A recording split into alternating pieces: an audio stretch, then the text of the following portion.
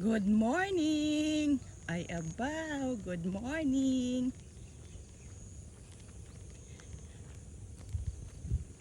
Shout out mga ka-vloggers!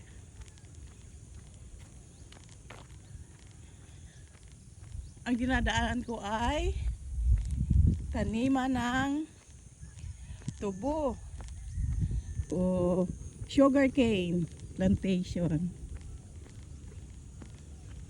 Ito yung aking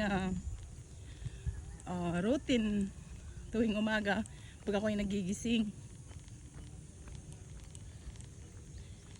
30 minutes na lakad, 15 minutes papunta, 15 minutes pabalik. Ayan, ganito yung tanawin dito sa amin.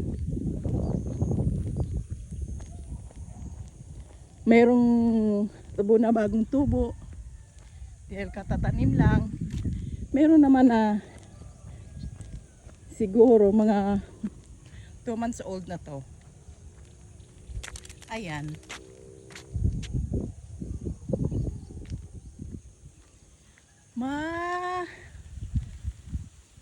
Kulimlim na naman ang panahon.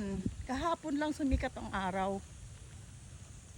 Ngayon, makulimlim na naman. Naku po, wag naman na sanang umulan.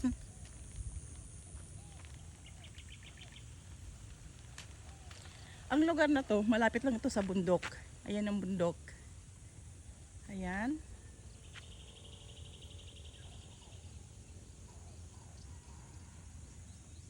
Nung bata kami, yung banda na yan, yan kami madalas kasi mayroong kami sakahan dyan dati nung bata pa kami.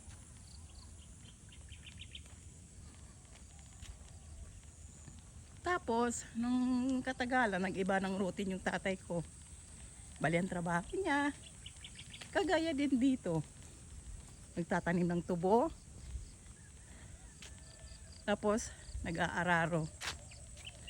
Nagamit ang kalabaw.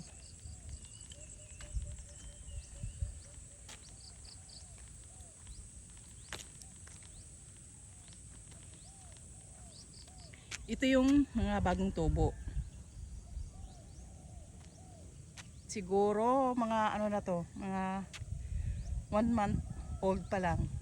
Para din silang mais. Kasi nakalinya din, oh. Ayan. Doon din banda.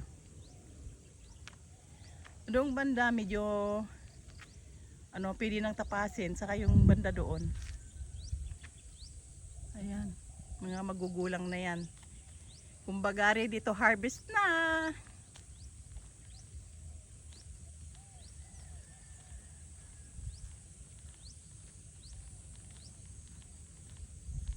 Ayan. Halos walang pamamahay dito. Ang mga bahay dito sa tabi ng kalsada. Pero yung banda dito, yan nilalakaran ko. Wala na halos bahay dito.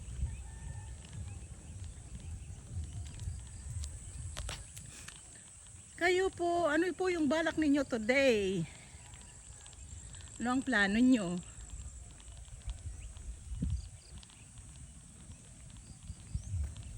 Sabagay, pag ganitong makulimlim, mas magandang maglakad pag ganito.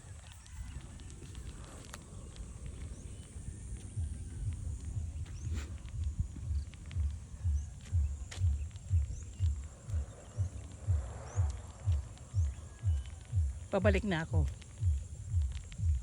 Bali 15 minutes ko din itong lalakarin.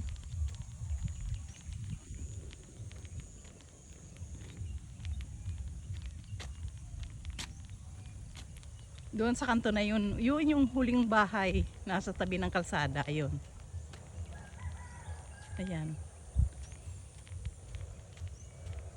So yun lang mga ka-vloggers.